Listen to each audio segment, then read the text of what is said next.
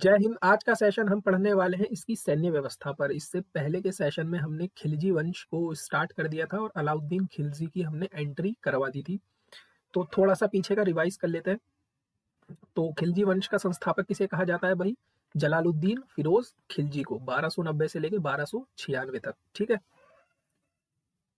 इसने दक्षिण भारत जीतने की जिम्मेदारी किसको दी थी? अलाउद्दीन खिलजी को दी थी।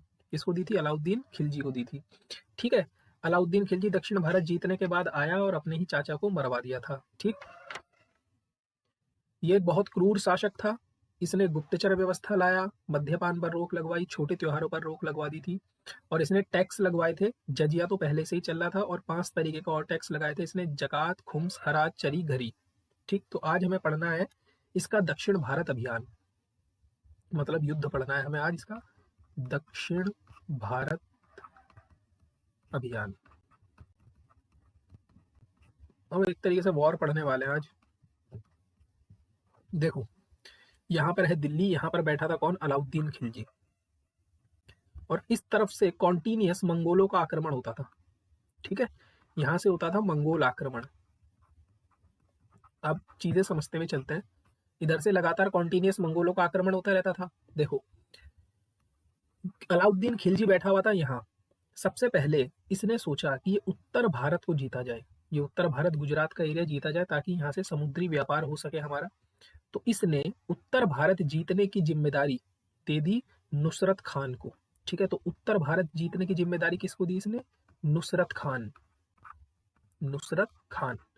और यहीं पर जब उत्तर भारत जीत गए थे तो उत्तर भारत में ही इसे 1000 दिनार में एक गुलाम मिला।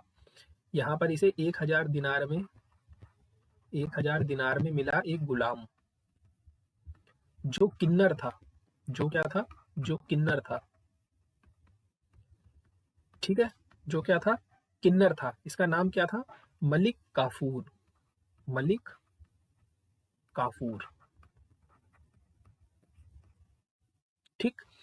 तो गुजरात अभियान जीतने की जिम्मेदारी किसको दी थी? नुसरत खान को। ये इसका सेनापति था, प्रमुख सेनापति था।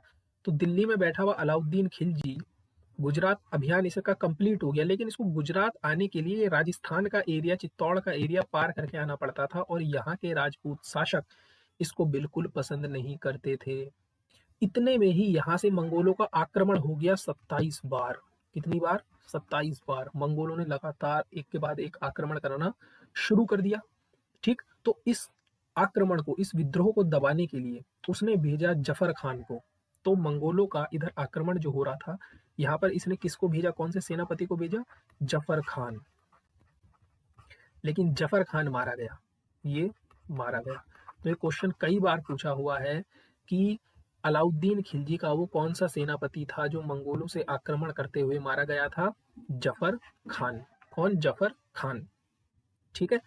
तो अब यहाँ का विद्रोह थोड़ा शांत हो गया था, यहाँ का मंगोलों का आक्रमण थोड़ा शांत हो गया था। अब गुजरात अभियान कंप्लीट हो गया था, राजस्थान का भी अभियान इसने कंप्लीट कर लिया था। यहाँ की बहुत सी महिलाओं ने जौहर कर लिया था। ठीक है। जौहर क्या होता था? एक आग का कुंड होता था जिसमें जो महिलाएं होती थी, अगर उन्हें संदेश मिल जाता था कि उनके राजा की डेथ हो चुकी है, तो वो लोग सज सवर के पूरे, मतलब अच्छे से, और उस अग्नि कुंड में कूद जाते थे। ठीक है। अब ये तो इसका उत्तर भारत अभियान था। अब यहाँ पर है दक्षिण भारत अभियान। ये पूरा इलाका दक्षिण भारत अभियान का, इसकी जिम्मेदारी दी इसने मलिक काफूर को। किसको? मलिक काफूर। मलिक काफूर को। तो मलिक काफूर जो था, दक्षिण भारत जीतने के अभियान से निकला और सबसे पहले इसने रामचंद्र देव रामचंद्र देव रामचंद्र देव कौन से वंश के थे? ये यादव वंश के। यादव वंश। सबसे पहले इसने रामचंद्र देव को हराया, लेकिन रामचंद्र देव की वीरता देखकर अलाउद्दीन खिलजी ने इन्हें अलग जागीर दे दी थी। ठीक है। इनको क्या दे दी थी? अलग जागीर दे दी थी। तो ये धीरे धीरे करके आगे बढ़ रहा था। कुछ कुछ क्षेत्रों ने अपने आप ही स्वाधीनता स्वीकार कर ली थी, लेकिन मलिक काफूर चाहकर भी एक क्षेत्र को नहीं जीत पाया था, जो था द्वार समुद्र। वो इसके लिए एक सपना ही बन के रह गया था, द्वार समुद्र। तो द्वार समुद्र एक ऐसा क्षेत्र था जिसको मलिक काफूर चाहकर भी नहीं जीत पाया था। ये एक सपने की तरह रह गया था। इसका दक्षिण भारत जीतने का मेन पर्पस था यहाँ से ज्यादा मात्रा में टैक्स वसूलना और समुद्री व्यापार करना। ठीक, 1316 ईस्वी में ये मर गया। 1316 में इसकी क्या हो गई? मृत्यु। 1316 में इसकी हो गई मृत्यु।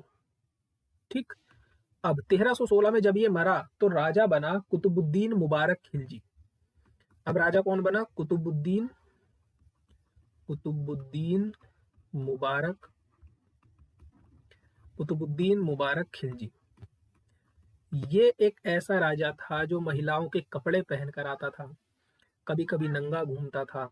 ठीक है, इसका ऐसे ही व्यवस्था देखकर इसको मार दिया किसने? खुसरो खान ने। खुसरो खान ने कर दी इसकी हत्या, और खुसरो खान को ऐसा लगा कि इसके मरने के बाद राजा कौन बनेगा?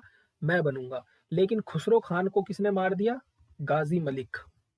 खुसरो खान को किसने मार दिया? गाजी मलिक। तो 1316 में अलाउद्दीन खिलजी की मृत्यु होने के बाद कुतुबुद्दीन मुबारक खिलजी गद्दी पर बैठा। ये योग्य शासक बिल्कुल भी नहीं था। इसकी हत्या कर दी खुसरो खान ने, और खुसरो खान को मार दिया गाजी मलिक ने। यही गाजी मलिक आगे जाके स्थापना कर दिया किसका? तुगलक वंश का। तुगलक वंश। तो खिलजी वंश फिनिश हो चुका है। नेक्स्ट सेशन में हम पढ़ेंगे तुगलक वंश। तो यहाँ पर हमने जो जो वंश पढ़े हैं उनको एक बार रिवाइज कर लेते हैं। सबसे पहला हमने पढ़ा है गुलाम वंश। कौन सा? गुलाम वंश। और गुलाम वंश के बाद हमने सेकंड नंबर पे खत्म किया है खिलजी वंश। कौन सा? खिलजी वंश। गुलाम वंश का संस्थापक किसे कहा जाता है? कुतुबुद्दीन ऐबक को। कुतुबुद्दीन ऐबक। और खिलजी वंश का संस्थापक किसे कहा जाता है? जलालुद्दीन खिलजी। जलालुद्दीन खिलजी, फिरोज खिलजी। जलालुद्दीन फिरोज खिलजी। अब तीसरे नंबर पे हमने पढ़ना है तुगलक वंश। तुगलक वंश। और तुगलक वंश का संस्थापक कौन बन गया? किसने मारा था? गाजी मलिक ने। तो गाजी मलिक। अब हमें पढ़ना है तुगलक वंश गाजी मलिक के बारे में। तो इसकी एक ट्रिक है दिल्ली सल्तनत की कि गुलाब खिले तो सांस लो। गुलाब से बन गया गुलाम वंश, ख से बन गया खिलजी वंश, तय से बन गया तुगलक वंश, से बन गया सैयद वंश, और लो से बन गया लास्ट में लोदी वंश। तो अभी हम है तुगलक वंश में। तुगलक वंश के बाद पहुंचेंगे सैयद वंश में, और सैयद वंश के बाद पहुंचेंगे लोदी वंश में, और लोदी वंश को मरवा देंगे बाबर से, और वहां से स्टार्ट होगा मुगल वंश। जय हिंद।